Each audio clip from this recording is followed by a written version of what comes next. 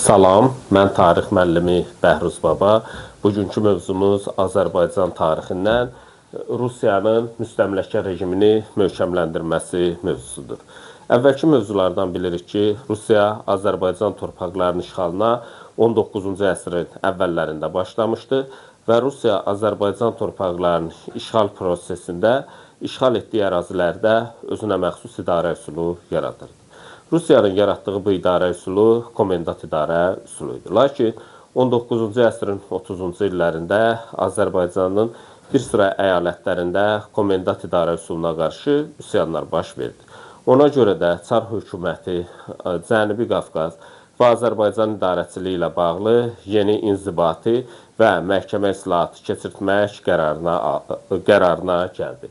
Rusiyada Çar 1-ci Nikolayın dövründə Azərbaycanda inzibati və məhkəmə islahatı keçirildi. Rusiyada Çar 1-ci Nikolay 1825-ci ildən 1855-ci ilə qədər hakimiyyətdə olmuşdur.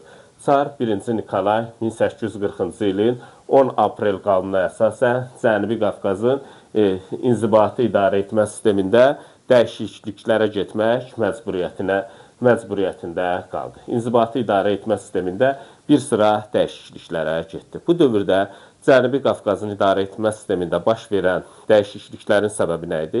Bu dövrdə 30-cu illərdə baş verən üsyanlar bizə məlumdur ki, bu dövrdə Zarbalakəndə, Lənkəranda, Qubada, Şəkidə komendant idarə üsuluna qarşı üsyanlar baş vermişdi.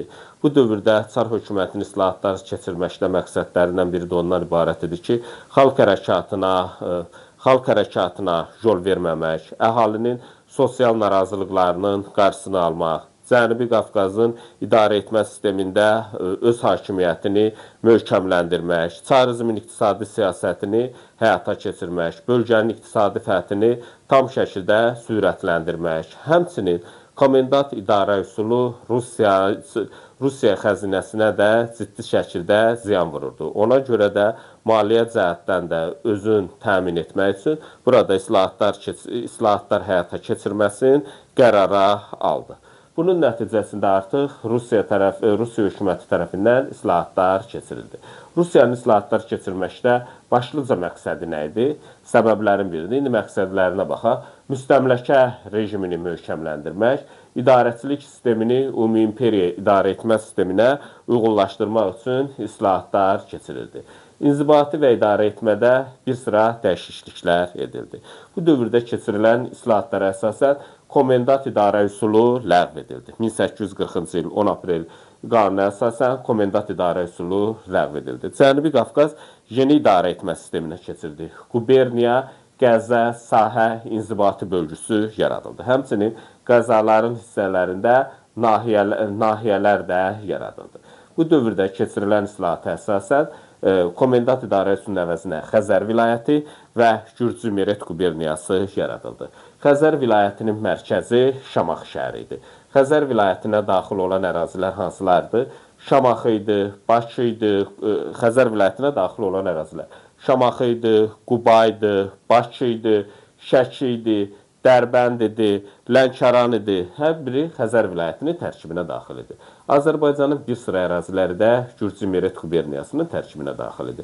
Gürcü Meret quberniyasının tərkibinə daxil olan Azərbaycan əraziləri Yelizavetpol idi, İrəvan idi, Naxçıvan idi. Bunlar isə Gürcü Meret quberniyasının tərkibinə daxil idi.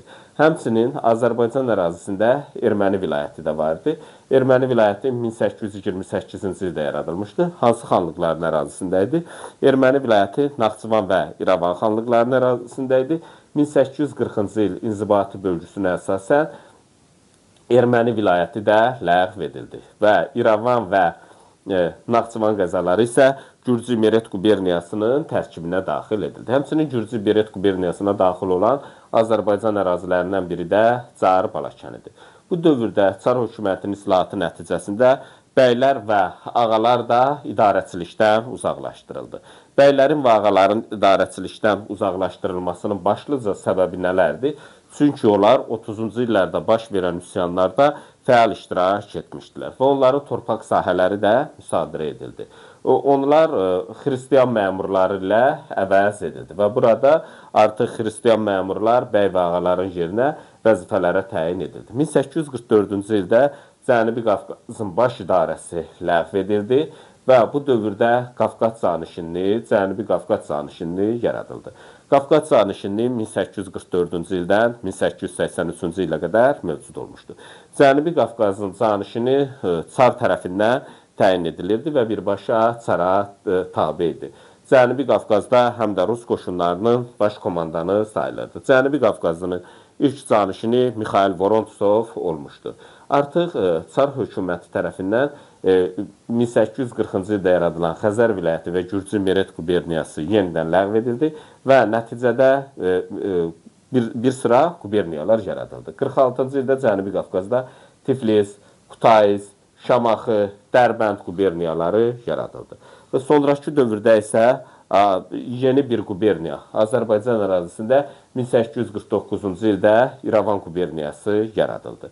İrəvan quberniyası Tiflis quberniyasından alınan ərazilər hesabına yaradıldı. Tiflis quberniyasının tərkibində olan İrəvan, Tiflis quberniyasının tərkibində olan hələ İrəvan, Naxçıvan, Aleksandropol, bir də Şamaxı quberniyasına daxil olan Mehri qəzası da İrəvan quberniyasına verildi və beləliklə İrəvan quberniyası yaradıldı. 1859-cu ildə Şamaxı quberniyasında zəlzələ baş verdi.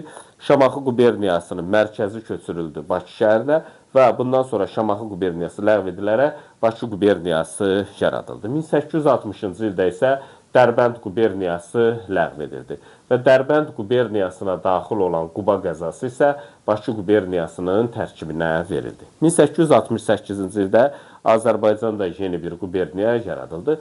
Burada artıq Yelizavetpol quberniyası idi və beləliklə Azərbaycanda artıq 19-cu əsrdə 19-cu əsrin ikinci yarısında mövcud olan quberniyalar hansılardır? Mövcud olan quberniya Şamaxı və Dərbənd bilirik ləğv edilmişdi. İrəvan quberniyası idi, Bakı quberniyası idi, bir də Yelizavetpol quberniyası mövcud idi. Çar hökuməti inzibati ərazi bölgüsü ilə yanaşı artıq 1840-cı illərdə məhkəmə sahəsində də islahatlar keçirildi. 1840-cı il 10 aprel məhkəmə islahatına əsasən quberniya, vilayət, qəza məhkəmələri yaradıldı. Bunların da yaradılması mühüm əhəmiyyət kəsb edirdi. Artıq mülki işlərə hərbi məhkəmələrdə baxılması qaydası ləğv edildi. Kargüzarlıq işləri və məhkəmə iclasları Rus dilində aparılırdı. Bu da yerli əhali üçün çətinlik törədən məsələlərdən biri idi. Şəriət məhkəmələrinin səlahiyyətləri məhdudlaşdırılsa da, şəriət məhkəmələri saxlandı. Ancaq şəriət məhkəmələri kəbin, talaq, vərəsəlik işləri ilə məşğul olurdular. Bu dövrdə islahatların nəticələri nə oldu? Ümumiyyətlə, inzibati və məhkəmə sayəsində həyata keçirilən islahatlar nəticəsində bəy və ağaların hüquq və imtiyazları, torpaq sahələri onların əlindən alındı. Demək olar ki, 1840-cı ildə keçirilən inzibati məhkəmə islahatı əhalinin bütün təbəqələrinin narazılığına səbəb oldu. Artıq əhali arasında narazılıqlar, bəy və ağaların torpaqlarının əllərindən alınması islahatların uğursuzluqla nəticələnməsinə səbəb oldu. 1841-ci ildə Qazax, Şəmşəddil və Borçalı ağalarının, daha sonra isə Xəzər vilayətinin bəyləri və ağaları kənd idarəçiliyindən uzaqlaşdırıldı. Onların əlində olan, onlara xidmət müqabilində verilən tüyül torpaq mülk formaları da onların əllərindən alındı. Artıq onların tüyül torpaqlarının da əllərindən alınması bir sıra narazılıqlara səbəb olmuşdu. Ona görə də Çar hökuməti 1842-ci ildə bəy və ağalarının torpaqlarının müsadirəsinin dayandırılması haqqında fərman verdi və bundan sonra hətta 1842-ci ildə Tiflisdə bəy və ağaların torpaq sahələrini müəyyən etmək haqqında komitədə yaradılması qərara alındı. Artıq bu hadisələr göstərirdi ki, Çar hökumətinin həyata keçirdiyi islahatlar uğursuzdur. 1843-cü ildə bəy və ağalara artıq ali müsəlman silki hesab edildi. Artıq Çar hökuməti tərəfindən bəy və ağaları öz tərəfinə çəkmək üçün 1846-cı ildə reskript qəbul edildi. 1846-cı il reskriptinə əsasən tiyul və mülk feodal torpaq mülkiyyət formasının eyni kateqoriyasına daxil edildi. Biz bilirik ki, tiyul xidmət müqabilində verilirdi, mülk isə bəy və ağaların irsi torpaqları idi. Ancaq bu dövrdə tiyul və mülk feodal torpaq sahibliyinin eyni kateqoriyasına daxil edildi.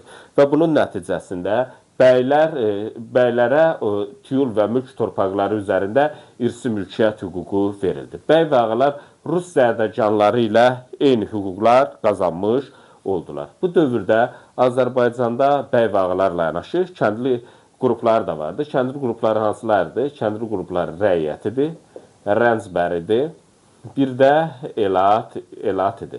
Rəiyyət, Rəncbər, Elat ümumi adla mülkədar tabelisi adlanmağa başladı. 1846-cı il reskriptinin mühüm bir əhəmiyyəti də ondan ibarət idi ki, bu dövrdə bəy və ağalara polis və inzibati məhkəmə hüququ verildi. Onların tabeçiliyində olan kəndlər üzərində bunların artıq inzibati və məhkəmə hüquqları da oldu. Bu dövrdə Çar hökuməti tərəfindən 1847-ci ildə kəndli əsasnaməsi də qəbul edildi. 1847-ci ildə Azərbaycanda qəbul edilən kəndli əsasnaməsi sahibkar kəndlilərə aid idi. Bu dövrdə Azərbaycanlılar başlıca olaraq kəndlilər iki kateqoriyaya bölünürdü. Dövlət kəndliləri, bir də sahibkar kəndliləri. Kəndlilərin böyük əksəriyyətini dövlət kəndliləri təşkil edirdi. Çar hökuməti tərəfindən isə 1847-ci ildə kəndli əsasnaməsi qəbul edildi. Kəndli əsasnaməsində hansı məsələlərə toxunulurdu? Torpaq məsələsinə, vergi məsələsi, bir də mükəlləfiyyət məsələsinə burada toxunulurdu. Burada torpaq islahatına əsasən 15 yaşından yuxarı kişi cinsindən olan hər bir şəxsə 5 desgahın yararlı torpaq sahəsinin verilməsi nəzərdə tutulurdu. Desgahında 1 hektardan biraz çoxdur. 1 hektara nisbəti 0,9-dur. Və 1 desgahın 1 hektara nisbətən daha çox ərazini əhatə edir. Bu dövrdə keçirilən kəndli əsasnaməsində toxunulan məsələlərdən biri də mal cəhət məsələsi idi. Kəndli məhsulunun 1/10-dən 1/3-nə qədəri, taxıl məhsulunun 1/10-i, digər məhsulların isə 1/3-ni özünün bəy və ağasına verməlidir. Mal cəhət şəklində torpağı becərmək müqabilində məhsulun 1/10-dən 3/1-nə qədəri verməlidir. Bu dövrdə həmçinin əgər kəndlilər, bəyin, ağanın, sahibkarın torpağı, malqara sahəsinin, bəyin, ağanın, sahibkarın otlaq sahəsində otarırdısa, ona görə də çoxbaşı vergisi ödəməlidirlər. Sudan istifadəyə görə isə bəhrə vergisi ödəyirdilər. Bu dövrdə mükəlləfiyyət məsələsinə də toxunulurdu. Mükəlləfiyyət məsələsinə görə hər bir kəndli ildə bəy və ağanın təsərrüfatında özünün istehsal aləti, iş alətləri ilə 18 gün pulsuz şəkildə işləməlidir.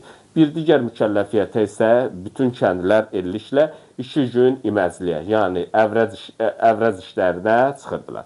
Bu dövrdə keçirilən islahat nəticəsində sahibkar kəndlilərinə də bir sıra hüquqlar verildi. Sahibkar kəndlilərinə də inzibati hüquqlar verildi, polis və məhkəmə hüquqları da verildi. Bu dərsimizlə bağlı bu qədər.